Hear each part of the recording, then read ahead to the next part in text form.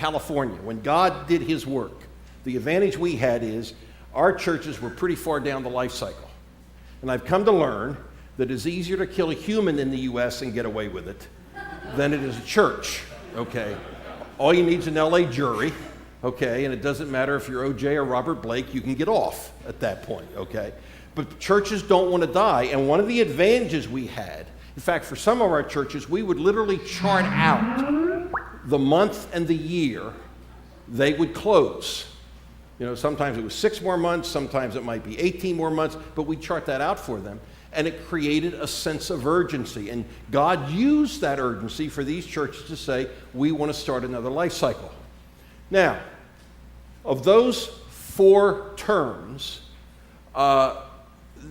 vision is most crucial. Oh, okay, here we are. Good, we got it up here. You will notice on the life cycle that sometimes the letters are capitalized and sometimes they're in lowercase. So if you're going up the life cycle from birth to adulthood, you'll notice that the V for vision is always capitalized. By the way, you'll notice when you go from maturity to death, the V is not capitalized. So you have vision, you have relationship, you have ministry, and you have structure. So if you would go to the next slide, this is the one with the automobile. Now, V for vision for churches going up the life cycle is always in the driver's seat behind the steering wheel. I've worked with churches that believed if you build it, they would come. They built it, and guess what? No one came. Okay, in this day and age, you don't have to go to a church to see a new building. You know, you can get open houses on the weekend. If you have new malls, you don't have to go to church to see new buildings. But that which attracts people is vision. Now, I think there's a biblical reason for that. The book of 1 Corinthians chapter 13, the Apostle Paul says there are 3 grand ideas in Scripture: faith, love, and hope. Now, he says of those 3, love is most important because it talks about God's relationship with us, our relationship with God, and our relationship with each other. The writer of the book of Hebrews says, without faith, it is impossible to please God. But here's what we have learned. People can live without love. Makes life difficult, but they can. People can live without faith. Makes life complicated, but they can. But most people cannot live without hope. So if you've ever had a relative that either contemplated or actually did that extreme act of taking their life, it's because they have lost all hope. In fact, they have now realized, as they interviewed those prisoners who were still alive in the Nazi death camps when the Allies showed up, and they had them tell their stories, they realized that many of the prisoners gave up hope and killed themselves. Often they would just escape knowing they'd get shot. That was the way they took their life. Or they would throw themselves on the electrified fence. But almost everyone they interviewed who was still alive, now the prisoners who were killed had no choice, obviously, in what happened to them. But those who were part of the camp who were still alive still had a dream of a concert they wanted to play, a book they wanted to write, a grandchild they had never seen, but they wanted to hug that grandchild at least once before they died. And it was that hope that kept them going. And what we have learned is that hope is what we need not only to survive, but to thrive. And that hope is crucial. I mean, it's very interesting to me that when Moses comes back from 40 years in the wilderness, and the first time he meets with the elders of Israel, he says, God wants to take us to a land of milk and honey. I don't know what that means, except the lands must be full of Baskin Robbins or something like that. But God wants to take us to a land of milk and honey. It's interesting, God doesn't say, I'm going to tell you about the plagues, I'm going to tell you about the Red Sea, I'm going to tell you the fact that there's giants there. But all the way through the Old Testament was milk and honey, milk and honey, milk and honey. In Acts 1:8, when Jesus said, you will to be witnesses to me in Jerusalem, Judea, and Samaria, and to the uttermost part of the world, you think about it, these disciples had never probably been further than 30 miles from home. And Jesus said, you're going to the end of the world. That's vision, because vision produces hope. And so when a church is known for hope, the church grows. But more importantly, when a community sees a church as a place of hope, the church really grows. Now, I live in California. You all are here on the right coast. We're on the left coast. And whatever you think about California, it's true. Okay. But let me tell you, there's a place worse than California. It's Western Oregon. Okay. I mean, in Oregon, you can smoke what you want. You know, euthanasia is legal. I mean, this is what, and Western Oregon is not only non-religious, it's almost anti-religious. Probably the epicenter is Eugene, where the university is. That's the Republic of Eugene is there. And then there's Salem, which is the capital. I've been working with a congregation now for a number of years that sits right on the edge of the business district of the capital of Salem. Pastor's been there for about 10 years. The church had declined to 700 people when he came, and he's led them through transformation, and in 10 years, that church has doubled from 700 to 1,400, with much of it being conversion growth, okay? In fact, the pastor and his wife every Friday have a date lunch. And he says, we go out to lunch, but we take a long time because we walk one block of downtown Salem. We would just walk block after block after block, and we go into every business. Now, he said, I know most of the people in Salem don't go to church. So I walk into this business and I say, hi, I'm Pastor so-and-so from this church. Do you go to church? And they say no. He says, great. Here's my card. I am now your pastor. He goes in the next store. Do you go to church? No. Great. Here's my card. I'm your pastor. He said, now we've been doing this for 10 years, so we've been in some of these stores 3 or 4 times. He said, I walk in and some of them say, hi, pastor, how you doing? Okay. Now he says, I know they're not going to come to church next Sunday. But it's amazing when they start to have family problems, the kids are on drugs, whatever it is, they begin to contact that church. Well, about 3 years ago, the block next to them became available for purchase. This is not a wealthy church. But in 1 year, they raised $1 million and bought that block with a great big building on it. And they have created 5 LLCs. The first LLC is like a Jiffy Lube business, you know, where you go get your car repaired. And they've opened that business. But to work in that business, the criteria is you must just have gotten out of prison and be on probation. And they have set up apartments and mentoring to work with these male prisoners, many of them who now are in the process of coming to Jesus. The second business that they have opened is a coffee house. And apparently for women prisoners in Oregon, they have a training to be a barista. And they've hired 3 baristas from the prison. I said to him, I said, let me ask, do they have any part of their skin that is not yet colored? He said, no, it's awesome. They got meadow and all kinds of colors on it. And they both opened a coffee house. The third business that has now opened is a restaurant with 6 food carts. The people who run it are people from the church, but the other food carts are all unbelievers. One whole family from Vietnam that's come here as immigrants, and they're trying to help them get established in this country. The next business they're going to open is a car wash. But to work in the car wash, you have to be diagnosed with autism. That's how you get to work in the car wash. Now, 2 years ago, every year they run a missions conference, but they don't call it a missions conference. They call it their Priority 1 conference, because the number 1 priority is to make disciples for Jesus Christ. So I was invited out there to speak, and it was amazing to see all the stuff they're doing in the city and whatever. But on that Sunday night, 1,000 people from the church gathered in a building to hear the district attorney, the mayor, the superintendent of schools, and one other person from the community talk about the needs of the community. When the meeting was over, the pastor said to me, he said, the mayor came to me, he said, I can't believe 1,000 people showed up to hear me talk. But then the pastor said, Paul, you would not believe the money that is being thrown at us from the city of Salem, the county, and the state because they're saying we're doing things they can't do. When a church is known for hope, it grows. And vision is that emotional fuel that drives the church. So as I said, when we got to our churches, most of our churches' vision was, we're here to survive.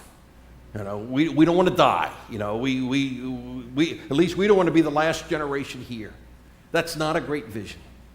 And so to help them start a new life cycle, we began to talk to them about vision. And I'm going to talk about that today. But when the V is in the driver's seat, the R, which are relationships, people connecting to the vision. R is in the passenger seat, in the front seat, navigating.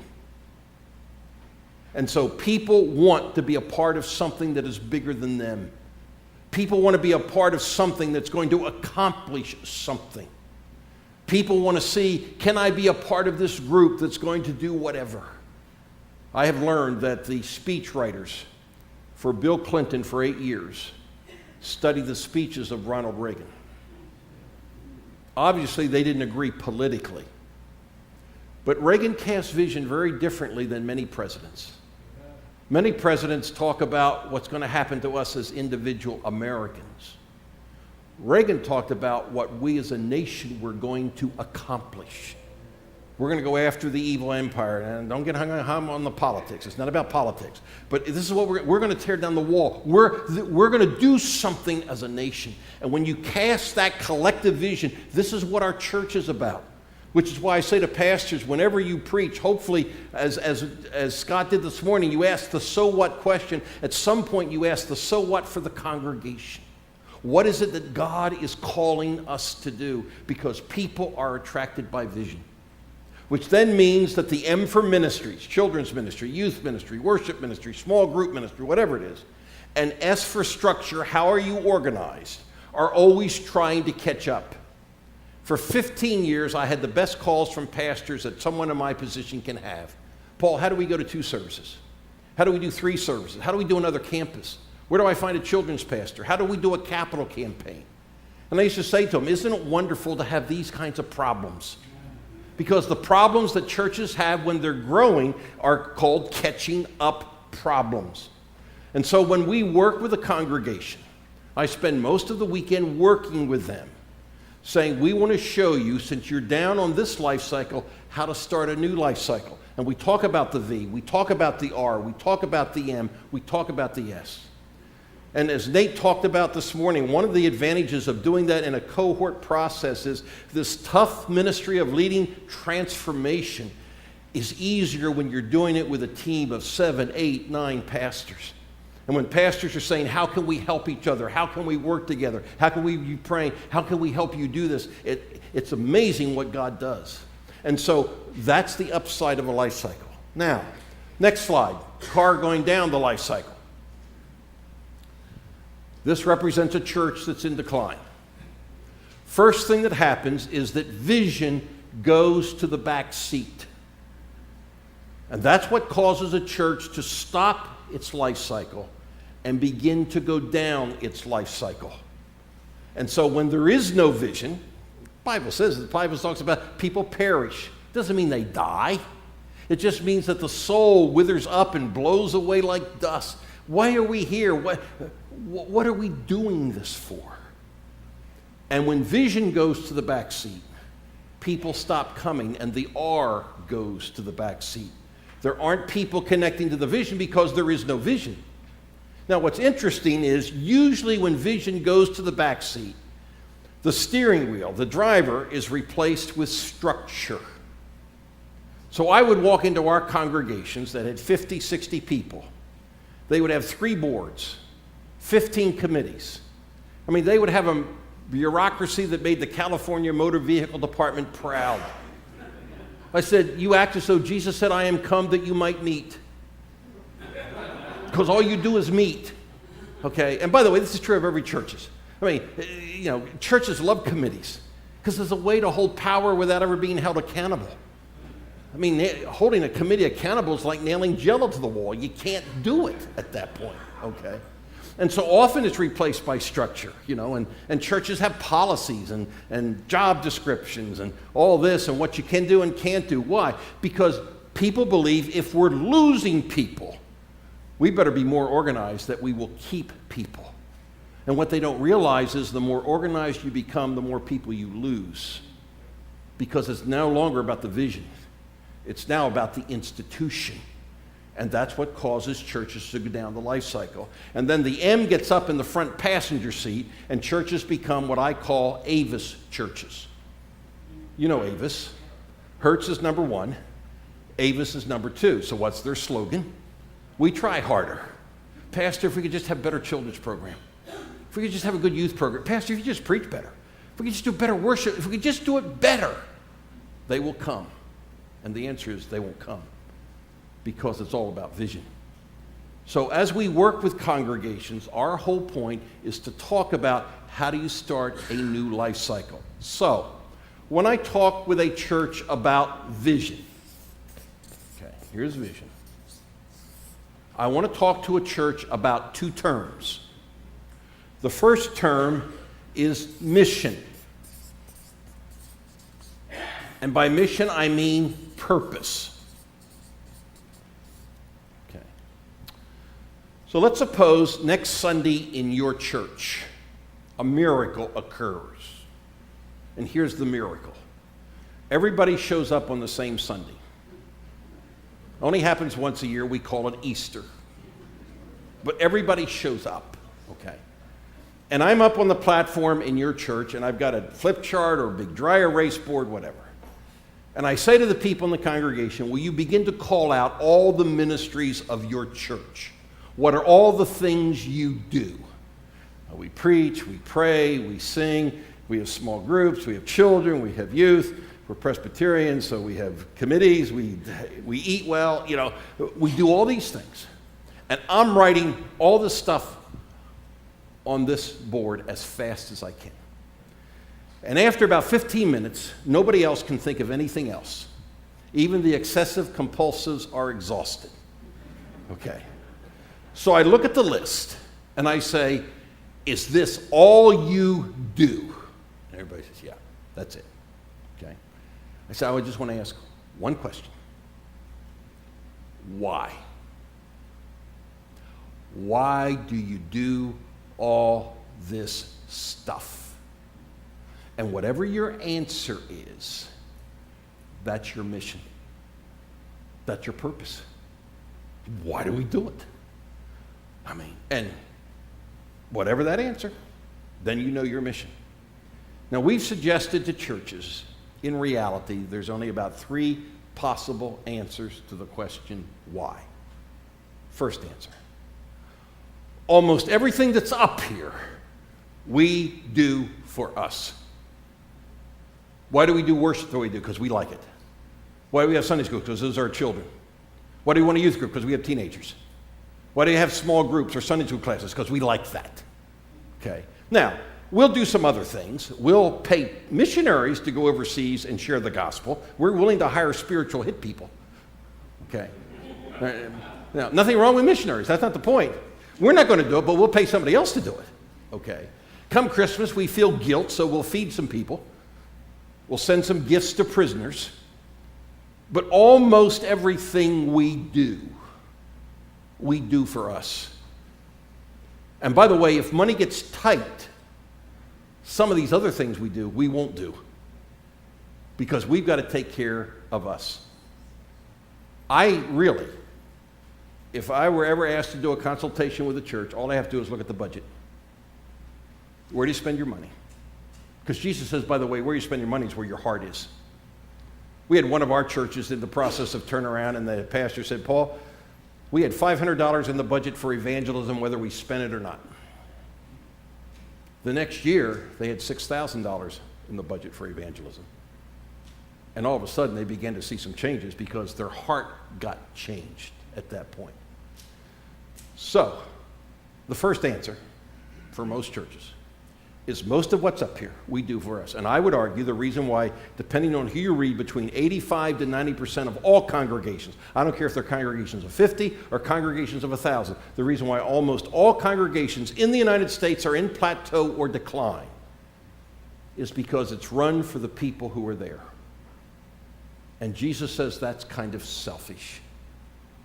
Okay. Even Peter Drucker in the business world said the day any organization begins to be run for itself is the day that organization begins to die. And that's the Church of Jesus Christ in the United States. I have a friend who works significantly with the underground church in Vietnam. He lives in Southern California, or he did. He just recently moved to go near grandchildren, but he lives in Southern California. And they were having a fundraising for this ministry to work with churches. They go in as a nonprofit, but then they would work with pastors. Because they live in Southern California, and of course, you know, one of the big churches down there is Rick Warren and Saddleback. A person said to him, are the churches in Vietnam purpose-driven? He laughed. He said, if you're going to die tomorrow, you are pretty purpose-driven. Makes a difference. They're all purpose-driven, and the purpose is to do the Great Commission. The problem is, in our nation, most churches aren't purpose-driven because it's about us. Okay. Now, when we went to our churches in Northern California, as I told you, most of them, 220 congregations, most of them were down here on the life cycle. It was not hard to convince them it wasn't working. Okay, you used to be 500, and you got 50 or 60 people, you have no children, no teenagers, no money, you know, whatever. It's not hard to say, yeah, we are running the church for us. And it's not working. So what's the second possible answer to the question, why? The second possible answer is, if the first answer is we run the church for us, the second answer is we will run the church for the people who aren't here yet. Now, very few churches in our nation do that. Many who try it don't do it well. But those who do it well, the churches explode. So if you go back to the end of World War II, from about 1946 to about 1980, it was the parachurch organizations that were the fishers of men and women. The church was the keeper of the aquarium. And some people came along and said it shouldn't be that way. And so we had the rise of what's called the seeker movement. Probably the two most famous churches, you know, Willow Creek and Saddleback, and there's other churches like that who were all part of that. And what they were saying is, we're not going to run the church for us. We're going to run the church for the people who aren't here yet. So Rick Warren will tell you, when you go to his church and you hear his conference, we told our initial team when we started, do not invite anybody to our church who goes to any other church. Because we want to start with people who don't know church. And by the way, Saddleback is one of the few churches that's still doing that with great consistency. Okay?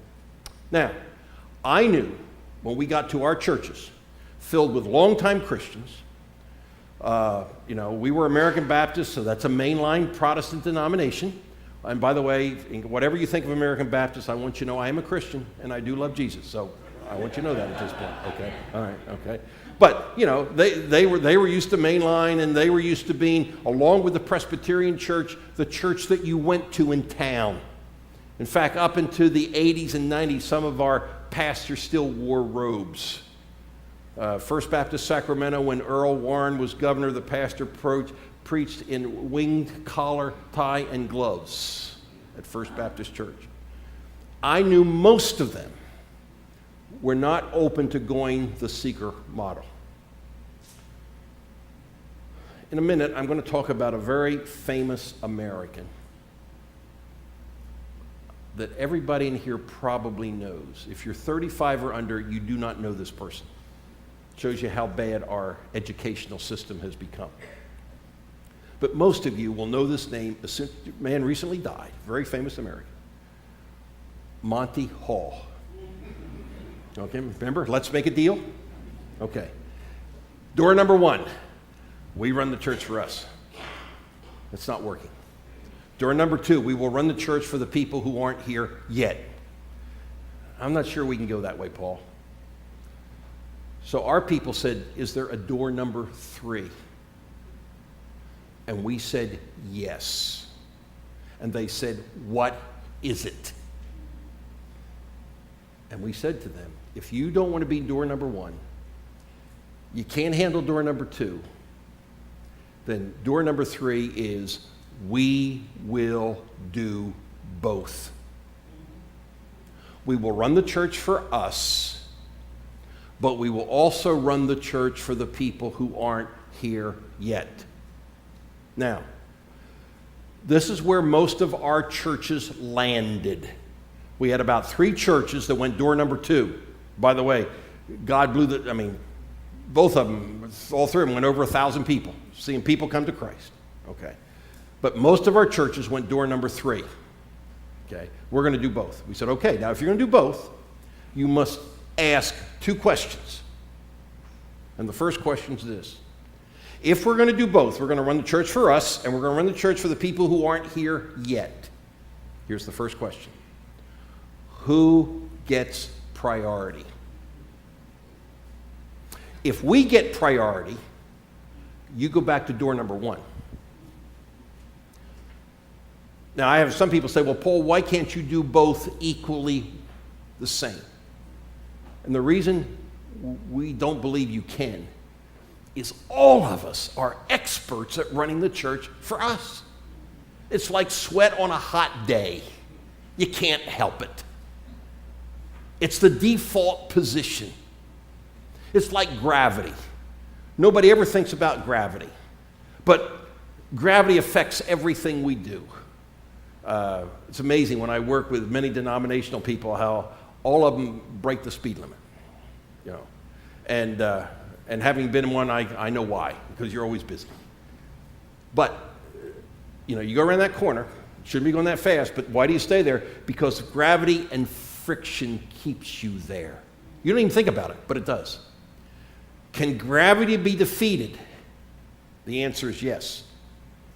It's called the principles of aerodynamics.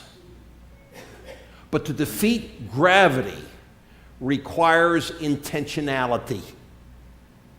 You either have to build a machine that can fly, fuel it, and even then, it won't sail off longer than 20 hours without being refueled. Or you got to build a hot air balloon that will float, but it doesn't happen if you're not intentional. And so we said to our congregations,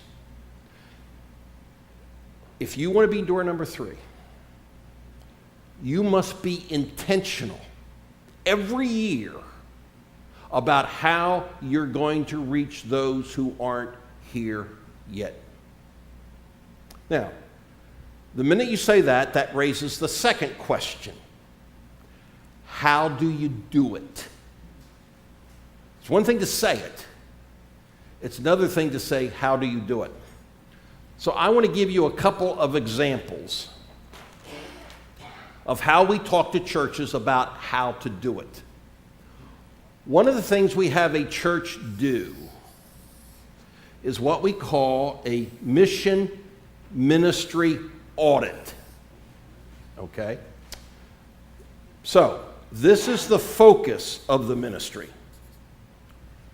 It's either internal, meaning it's for us, or it's external, meaning it's for those who aren't here yet. Okay? So the focus, it's either for us, it's internal, or it's external. Here's the purpose of the ministry. And the purpose is to either entertain or edify. Now, you say entertainment. A Christian concert is entertainment. A potluck is entertainment. Cheap entertainment, but it's entertainment. Okay. Or is it to equip and evangelize? So the purpose is to either entertain or edify or to equip and evangelize. And so we say to the congregation, for a period of 6 to 12 months, you'll go through every ministry of the church. Session, worship team, choir, Sunday school classes, children's ministry, small group ministry, youth ministry, every ministry of the church, and first of all determine which of these 4 boxes does that ministry fit into. Now, I'm going to ask you a question. The answer is really easy. In most churches, where do most of the ministries fit? Right here. They are for us, and they're to edify us and entertain us. Now, I go to some churches that have really good mission statements. Basically, that says we're here to make disciples for Jesus Christ. And I say to them, does the mission get done? And they say no. I say, well, it's really simple why it doesn't get done. It's because almost everything you do isn't designed to serve the mission. Okay? It's for us. It's for entertainment. It's for edification. So here's what we say. In the next 12 months, every ministry must tell those doing it, which is usually the pastor, maybe some session members, how will you be in this box at least 3 times? How will this ministry at least 3 times do something evangelistic that's reaching out to the community? And if the ministry isn't willing to do that, then you cancel the ministry. I mean, why have it? It's not helping you do the mission, but I like it. We understand that. But as Nate says, who cares? No, I'm kidding. You're going to, sorry you said that. Who cares at that point? Okay. So I need to give you some examples. About 5 years ago, I was working with a church, had been on plateau for a long time, had been much larger, was 300 people. They did the audit. They got to the women's ministry. They realized that the women did 10 things a year, 1 every month, and took 2 months off for the summer. When the women did the ministry, 30 to 50 women would show up. Now, normally you would look at that and say, oh, that's a great ministry, until they said, who are the women who are showing up? Well, the women who are showing up were women who were from that congregation or from other congregations in the community who wanted to come to the event. So the women's ministry was not making new disciples for Jesus. So when the auditing team said, what about it? It was interesting. The women said, we've already thought about that. Here's what we have decided to do. 3 times during the year, once in the fall, once in the winter, once in the spring, our event will be a banquet. We're going to put on the best spread that we can, even if we have to cater it. This is not your typical church potluck with the lime jello with a pear on the bottom and the green casserole, okay, and the deviled eggs that pastors never get because we have to get at the back of the line. Not that I'm bitter. I'm not bitter about that, but never get at that point. Okay. They said this is going to be a nice spread, and we're going to sell tickets. Now the purpose of the tickets is not to cover the cost of the banquet, because the tickets are going to be quite inexpensive. The purpose of the tickets is you can't get into the banquet without a ticket. However, when you go to one of the women who are selling the tickets in our church, even if you're from another church, you cannot buy 1 ticket. You must buy 2 tickets and give her the name of the unchurched woman you've already invited to come with you. Because when we're done eating, we're going to have a lady from our church or a guest speaker come in and talk about her faith relationship with Jesus. And maybe even invite the women to follow Jesus just as she has chosen to do. So here's what the women were saying. 7 times a year, the women's ministry is for us. But 3 times a year, it's not for us. It's for people who don't know Jesus. Because we want to be part of the mission. About 7 years ago, I was working with a Presbyterian congregation down in the southeast. The congregation at one time had been about 500 or 600 people. When I got there, it was about 60 people. The average age was in the 70s. They could no longer afford their facilities. They said, you think God can use us to grow? I said, well, I don't know. Only God grows the church, but you better get serious about the Great Commission. They said, all right, we're going to do it. So I said, you got to do the audit. So when they did the audit, they realized there were 2 adult Sunday school classes left in the church. When they got to the first class and began to examine it, it realized it had been meeting for 65 years. And when it started, it had been called the Young Marrieds class. Had about 70 or 80 people in it. When they did the audit, there were 10 people ages 75 to 85. This class hadn't helped make a new disciple in years. So they went to the class. And it's interesting, these older people said, we want to be part of the mission. So they said, what are you going to do? They said, well, most of us are physically incapable of getting to church. People have to pick us up, take us home, bring us back. So we can't be like the women's ministry out reaching other churches. Said, but here's what we can do. As every ministry in the church is networking with unbelievers, every week if you give us 5, 10, 15 names, we will pray for these people by name and pray that the Spirit of God will convict of sin, righteousness, and judgment, and that God's Spirit will lead them to Jesus.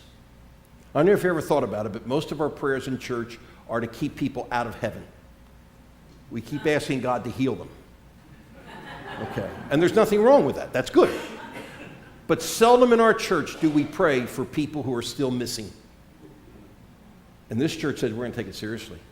I was teaching this with one church, and this was a larger congregation, and the youth pastor came to me and said, oh, Paul, he said, I do this every week. He said, I have about 5 high schools. He had about 70 or 80 senior high kids in the youth group. He says, I've got 5 high schools represented in my group. So every Sunday I go to 3 of the students, all from different high schools. I say, I want to come to your school this Tuesday, I want to buy you lunch. I want to come to your school Wednesday, buy you lunch. I want to come to your school Thursday and buy you lunch. In fact, if you invite 10 of your friends, I'll buy their lunch. There's only one condition. You have to invite friends who don't go to church. And he said, every Tuesday, Wednesday, and Thursday, I'm in the high schools having relationships and conversations about Jesus and all that goes with it, and we're seeing kids come to Christ and become part of our youth group. The reason we don't do the mission is because most of our ministries are not aligned to do the mission. Okay? Now, I want to talk just briefly about a second thing we talk about. Wednesday, I was at talking to some people who live up near in the Trenton area, friends of mine, and the church they go to. They were lamenting that every Christmas they spend thousands of dollars to put on a great big Christmas event. 300, 400, or 500 people from the community show up at the event, and nobody ever comes to church. I hear this in church after church after church. And by the way, one of the reasons I talk about this is when churches get down here, often one of the things they don't have is good visitor flow in order to even talk to them. Those of you reading Fusion, you know you do that with guests, but if you don't have a lot of guests, you don't have a lot of people to talk to. And one of the things that churches need to do is to increase visitor flow. And so churches do these big events and nothing happens. Now, most of the events churches do are what I call advertising events. You know, your town has a Christmas parade, and you put a float in there. It says, Jesus is the reason for the season, and adults stand on the back and pelt kids with candy, and, you know, and you say, now that's good. It gets the church name out, but that will never bring anybody to church. So we talk to churches about doing bridge events, of having people walk across a bridge to come to church. And one of the first things we say is you never do a one bridge event alone. All the men in the room who are married, I want you to think about the first date you had with your wife. Now, I realize for some of you that's ancient history, but I want you to think about the first date you had with your wife. Assuming it was a good date, when were you planning the second date? Probably that night. Now, this tells you how old I am. Do I call her? Nobody does that anymore. Do I call? You know, when do I call her? Now, I want all the women in the room to think about your first date with the man you're married to, assuming it was a good date from your perspective. What would have happened if this person you just had a great date with didn't contact you for 3 months? You'd probably be married to somebody else. But that's the way we are with the community. We'll see you at Christmas. We'll see you at Easter. We'll see you at the 4th of July. We never tell people what the next date is, and we never invite them. One of our churches in California, in the Fresno area, was a church of 40. Pastor came, and when he left 15 years later, the church was running 1,000 people in it. And he himself had seen over 700 people become disciples. That's not talking about the rest of his staff. And when they got bigger, around 400 or 500, they used to do this Christmas, night in Bethlehem on their property, where you have all the animals and the whole bit. And they would get about 2,000 people who would stop and go through it Monday, Tuesday, Wednesday, Thursday, Friday, Saturday of the second week of December. Now, their hope was that those people would come to Christmas Eve service. Nobody showed up. So they said, we got to do this differently. So after doing it for a couple of years, the next year when people showed up, they were directed and began at the palace of Caesar Augustus. And Caesar stood up and said, we're taking a census and everybody has to fill out a form. The pastor said it was funny. People would come to church, wouldn't fill out a card, would give Caesar their email. Okay.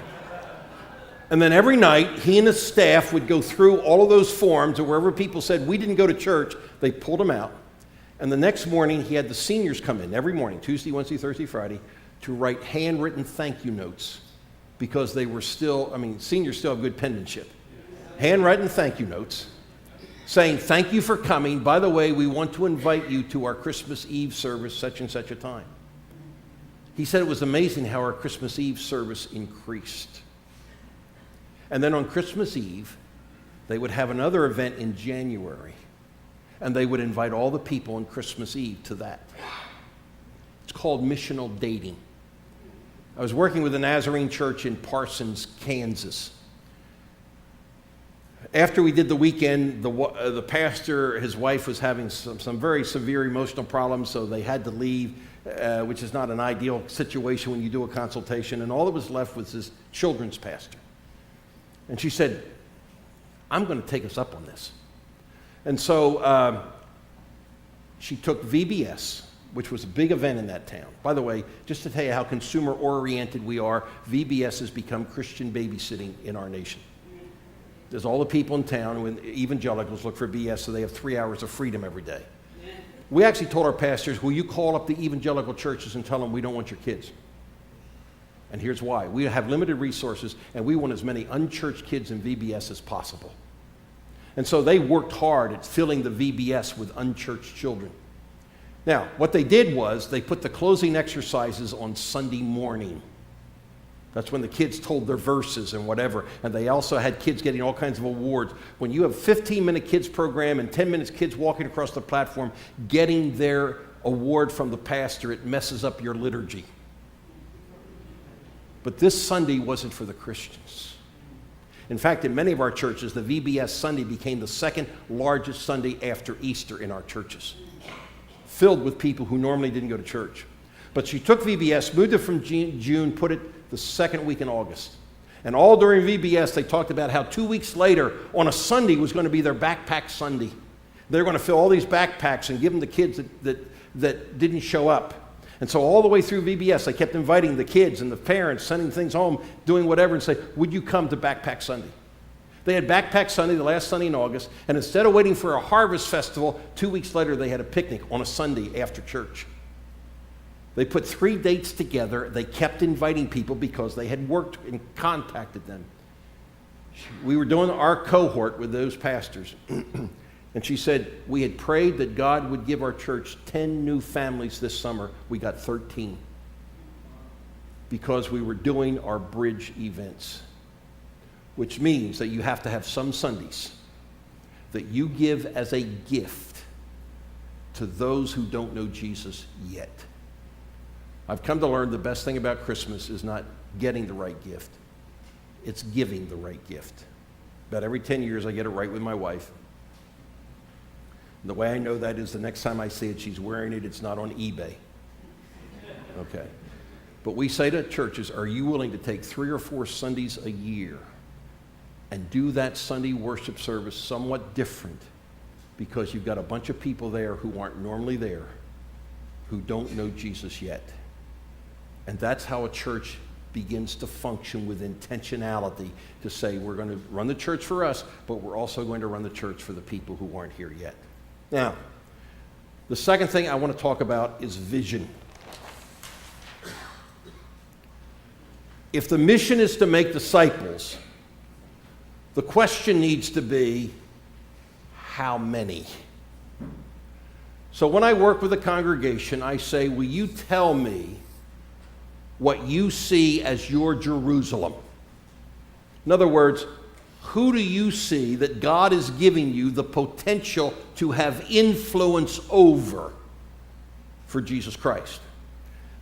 Look at that circle, or whatever the zip codes are that make up this Jerusalem, and determine how many people in your Jerusalem do not go to church. Now, that ECO can help you get those statistics. You can get them from the Census Bureau, but you can get that information. So the question is, or the concept is, we're going to assume if they don't go to church, they're probably not a disciple of Jesus Christ. So if this is our church, this is our mission field. Now, you can't reach all of them. Because first of all, if you're on the downside of the life cycle, you don't have the resources. You don't have the people, which is the most important resource. You don't have the money. You don't have the energy. So we tell churches to set a faith goal of how many do you want to reach for Jesus in the next 5 years. Is it 1%? 3%? 8%? I've actually worked with churches that took a tithe of pagans. Now, you don't put that on your website. Okay. But to say, we're going to trust God for 10% of our community to come to Jesus through the life of our congregation. I was working with a church in Cobleskill, New York. Cobleskill is about an hour southwest of Albany. Town of about 4,000, poor town. The logging's gone, the paper industry's gone, about all that's up there for economic as recreation. It's a poor town. This church had been plateaued at 180 for years. Had the worst facilities I've almost seen in any church I've worked with. In fact, the nursery was down in the basement. We called it the dungeon. And you go down these dark steps, and it was right next to where all the pipes were, and if anything backed up during the week, the nursery smelled like dirty diapers before babies showed up. In fact, I said to the pastor, have you had young couples, guests, first-time guests, come to your church with an infant over their shoulder, navigate those steps, go in, look at your nursery, sniff, and turn around and walk out? He said, yes, we have. So he said, God began to work. By the way, it's much tougher to turn around a church of 180 than it is a church of 50 because the aircraft carrier is bigger at that point, okay? But this church got serious, and they said, all right, we're going to be serious about making disciples. By the way, they only had 3 parking places. They didn't believe the automobile was here to stay, okay? But we're going to get serious about making disciples. So they said, we're going to see if God will help us lead to Jesus 1% of our county, which was 320 people. 5 years later, same weekend, they asked me to come back and do another consultation because they, in 5 years, had gotten to the peak of their current life cycle. They said, we need to start another one. That's when you start another one. 252 people had come to Jesus through the life of that church. I said, you wouldn't have seen 50 people come to Jesus if you hadn't set a faith goal. And so we have churches set a faith goal to say that if you want, I call this your Great Commission goal. How many people are going to come to Jesus in the next 5 years? The next faith goal we have churches is I say to congregations, go back over the last 12 months and add up all the people your church has touched once. That means everybody's come to Sunday, but you can only count them once. Or some people have only come to church once, or some child's only come to VBS once. Or you're going to Africa, how many people are you going to touch while you're in Africa? It's amazing how churches of 50 can sometimes say, gee whiz, we touched 1,000, 1,200 people. It's amazing what that does. You mean God's given us that kind of a sphere of influence. Now, you have to make some estimates. And also I said, whoever you get to count, make sure it's not a salesperson or an accountant. okay, because they'll go to the extreme. But how many have you touched? And the faith goal is, how many people do you want to see your congregation touch with the love of Jesus in the next 5 years? 5,000 people? 6,000 people? 10,000 people, depending on the resources. In Acts 2, 3,000 people came to Jesus.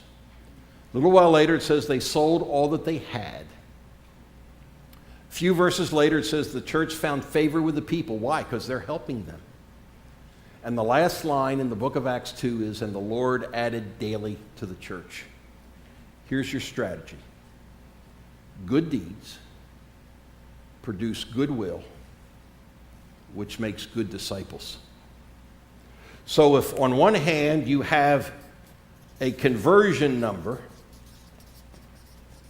and on the other hand you have a faith goal that is the love number, this ministry will help you reach this number.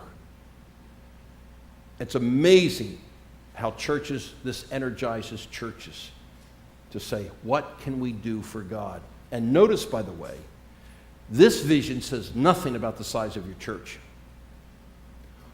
But what it does talk about is the size of your congregation's influence. It was a reformer quoting a Greek mathematician who said, give me a place to stand and I can take the world. The bigger the place you have to stand, the more of the world you can take. And so the first thing that needs to happen for the church to start a new life cycle is to put the V back behind the steering wheel, which means the mission has to be, it's not about us. It is about us, but more importantly, it's about those who aren't here yet. And we're going to get serious about aligning around the mission. And then we're going to keep a vision of who God wants us to reach. And as we're feeding people, as some of you talked, as we're going overseas, as we're doing all kinds of ministries in the community, that's awesome and that's great. But I work with the Salvation Army. And William Booth said it's about soup, soap, and salvation. And in Australia, they said to me, Paul, we're doing great at soup and soap, but we're losing salvation. Why? And I said, you know why? I've never seen anybody fish for men and women and put out so much bait and never set hooks. So you got to have both numbers to say, this number is to help us do this number. And when that happens, the church grows. And churches that used to be small and not have influence now have influence in the community. Now, when we come back for the last session, I'm going to briefly talk about the R and the M and the S. But that's done my time. So, John, I don't know if, again, you want to give some announcements about groups.